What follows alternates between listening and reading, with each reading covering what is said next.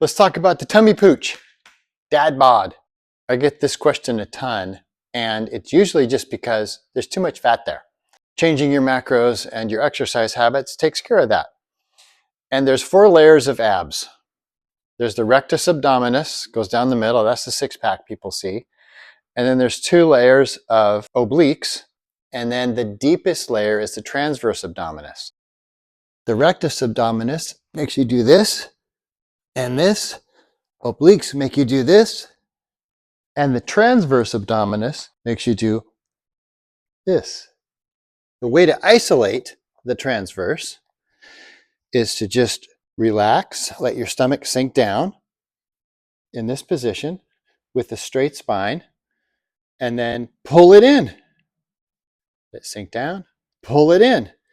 You're not doing this with your spine. You're keeping the spine straight. You're just relaxing, letting gravity pull it down because your organs are going to push it down, and then lifting your organs by sucking it in, sucking your belly button towards your backbone.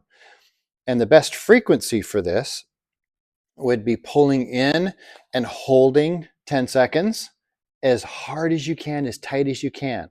Like you're literally trying to pull your belly button in and touch your backbone with it. And then relax for 2. Pull in for 10, relax for 2.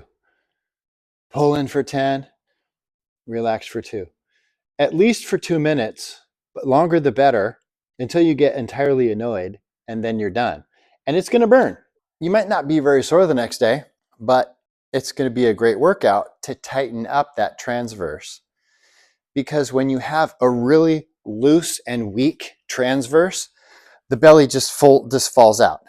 Transverse is doing nothing. It's a very thin muscle when it's weak, and it's not doing anything to hold it in. But if you thicken it up by working it out, then your tonus, your natural tone that you're standing there is going to be in a little bit.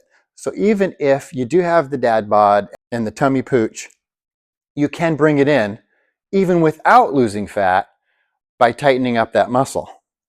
Another way to exercise the transverse is pull it in, keep it in while you're doing your crunches. And now the other muscle that's usually really weak is your low abs. And when we're standing, gravity's pulling the organs down and out. So you see that pooch more in the low abs than the upper abs. And you can target the low abs specifically, just like you can target the transverse specifically. The best way to get low abs for a beginner is to lie down on your back, hands down by your sides, so you can push down with your hands into the floor.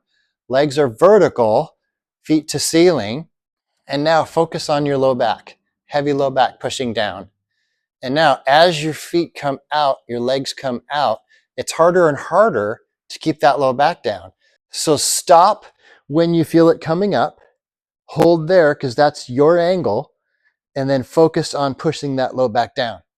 This is just a great isometric exercise. And now add the transverse pull in while you're doing this, and you're getting the transverse and the low abs. Another great way to get low abs is poppers, straight up poppers. Now, it's not this, because the more your feet come in, the more upper abs you're getting. If you want to keep this a low ab exercise, you'll keep the legs vertical or this way of vertical and poppers. It's very small range. If it's a big range, you're doing it wrong, because it always is a small range if you're keeping your legs vertical or this side of vertical.